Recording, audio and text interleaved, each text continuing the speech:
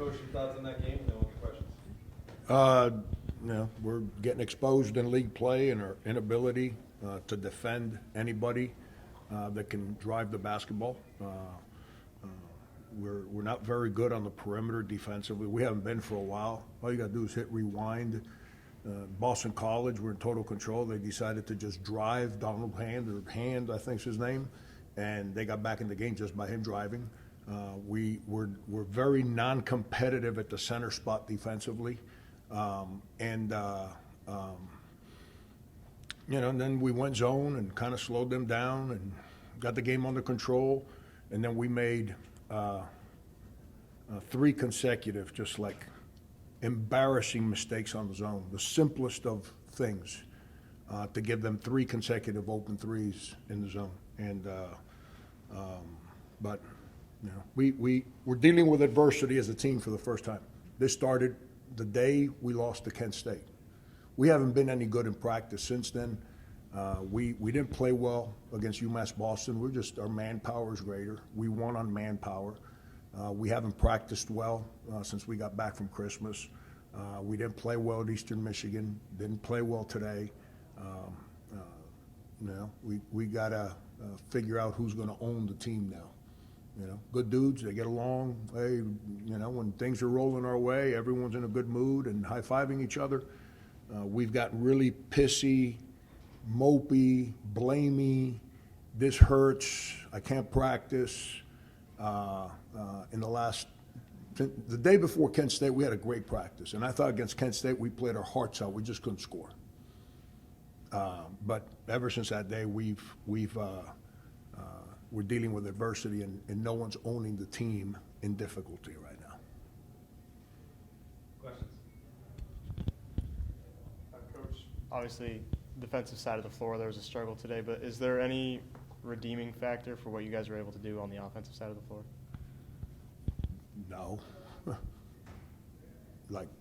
We've scored all year. The only game we haven't scored is Kent State. But we haven't defended the guy with the ball all year. Not once. Just go through the teams we've played. We lost to Charleston because we couldn't guard their point guard off the bounce. We lost to Green Bay because the Division III transfer, they just kept running ISOs for him. He just put his head down and drive us, and we just foul. Someone's got to own defensive responsibilities. Someone's got to own that. That's an individual desire to own. That's not a structure thing. That's eventually somebody's got to, as a player, say, I'm tired of Frank yelling at me because I'm sideways instead of being in front of the ball.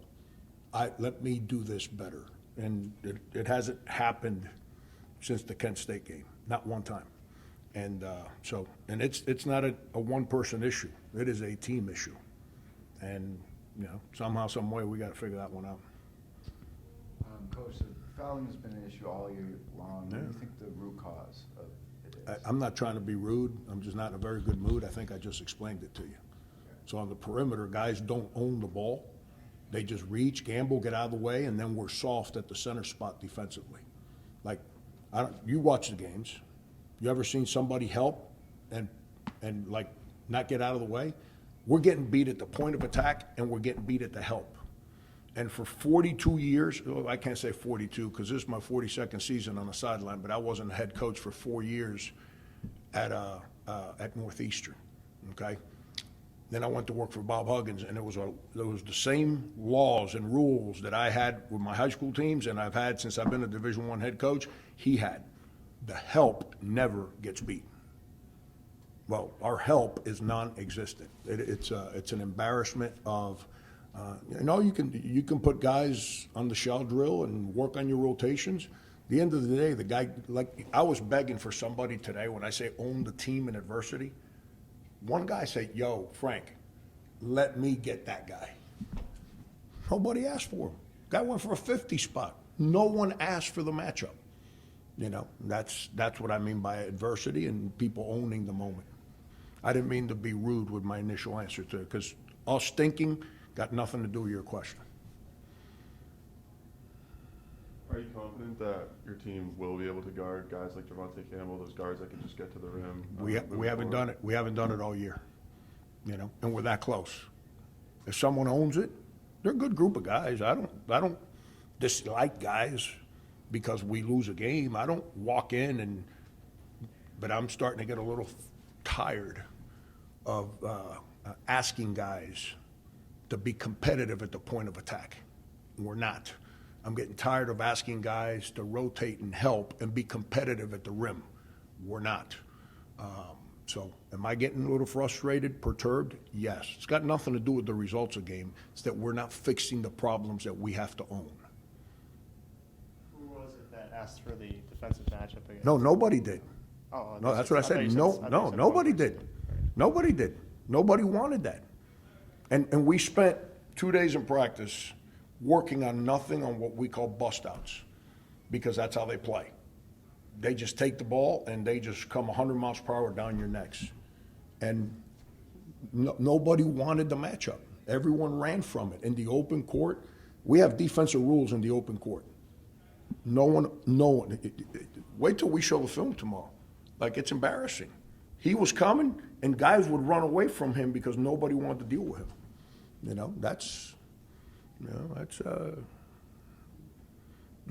Like, if you don't know our strategies, you have no idea what I'm talking about. And most people don't know our strategies. But you put a 6 foot, he's shorter than me, so he's got to be 6'1", on the line 27 times. That's an ownership moment. And that's been consistent. Florida State, we couldn't guard their point guard in the first half. So we went zone. Thank God that they missed some shots, and we made every three we shot that game. We won. Come back. We couldn't guard Kent State. Couldn't guard them off the bounce. Same shit. Same, put them on the line. UMass Boston, early in the game, their best player. Scotty report, that guy can't. He's going to drive right. First play of the game, he took it, drove right, and we fouled him. And again, this is not an individual, one person. It's a collective effort. We're really close to being a good team. It's not like we're not close. We got good dudes in the locker room. We're dealing with adversity right now. Who's going to stand up and stare adversity right back and tell everyone else in the locker room that, we're going through this, and you're coming with me, and if you don't, you and me going to have a problem? Someone's got to own that moment. That's how every good team is built. Like, this isn't like a parade of roses here where everyone's happy-go-lucky all year. The season's long and it's really hard. And that's been a problem from day one. That's not a new one. It's a problem from day one. And we got little guards. So you got to be better at the point of attack. But, can we fix it? That's my job. It's not my job to go home, like I told you the other guys the other day, what Patino said. It's not my job to go home and be in a bad mood. It's my job to fix the problem, But at the end, I can put guys in all kinds of drills and all kinds of stuff. People have to own their responsibility. Competition shows up when you play a sport. This isn't, structure's awesome. At the end of the day, your courage in here has to be a little different than the guy in front of you. And if it's not, the guy in front of you goes at you. It's no different than like boxing. I used to box. And when you go in the ring and that guy pops you, because he's going to pop you, if you just kind of step backwards, that guy knows he does not want to get hit by me. So he attacks you. That's what we lack right now. People smell us that we don't want that. And we all backpedal and no one owns it. So people, and here's the other thing, which is, this is an educational thing for all of us on the East Coast. I understand, because I used to live in the Midwest. The MAC is a really good basketball conference. This isn't what was reported publicly by the talking heads on the east part of the country, that, we're going to walk in there and it's going to be a layup line. The MAC is a really good basketball league. I used to live over in that part of the country. I lived in Cincinnati when we had 3 pros on the court and we played Miami, Ohio in the downtown arena, and it was a fist fight to win that game with 3 pros on the team. A fist fight to win the game. So I understand the MAC. I understood it before we got there. It's gonna be really hard. What's the bad? The bad is that we haven't fixed our problem. Not the scores, not the record. We haven't fixed our problems. That's the bad. What's the good? We're that close. So if we can own our problems, maybe we can win a game, so then we can start regaining a little confidence and feeling good about ourselves rather than walking around with our feelings hurt like we've been for 2 weeks. Coach Leo had 32 and 14 tonight. Just what did you see out of his performance? I'm not into individuality, man. You know, he made layups. You know, he hasn't played very well since before Kent State. You know, first half of Florida State, he was really bad. I had to challenge him at halftime, and I give him credit. He responded in the second half, but, you know, he's a good player. We need him to play well. Like, we're going to win games. Those old guys on our team, Leo, Marcus, Dan, they got to play better. You know, they got to own. They can't walk around with their feelings hurt because I'm mad because people won't do their jobs. Not I'm mad because of the score of the game. That, to me, it's not that it's irrelevant, but I don't coach based on the score of the game. I'm coaching to get guys to do what they're being asked to do. And when you got guys walk around with their feelings hurt, I don't really care about points and rebounds. I need somebody to own the team. And right now, we're not getting that right now. Our lack of desire to be competitive defensively is really bad. And we don't get that fixed, we're in trouble.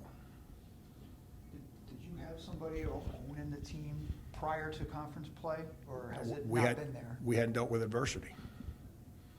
The only time we dealt with a little adversity was in the Cayman Islands, in the Virgin Islands, when we lost those 2 close games back to back, and they came out and we played fairly well against Oregon State and won.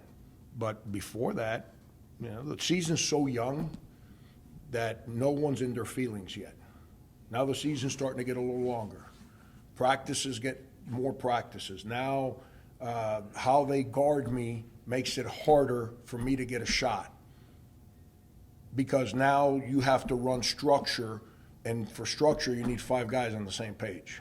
Structure is not one guy. Defensively, the point of attack is the point of attack. You don't need structure for that one. You need, I was going to say, you need this and something else. I'm not going to say the second one. I hope you can figure out what I'm talking about.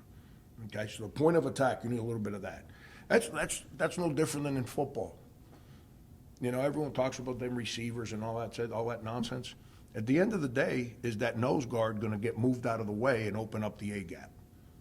If the A-gap gets opened up, is that linebacker going to come up and take on that fullback or the H-back to clog the hole? Because if he gets out of the way, then that safety got to come up. And if that safety comes up, that's when running backs bust it long, or that's when they play action and throw it long. That's football.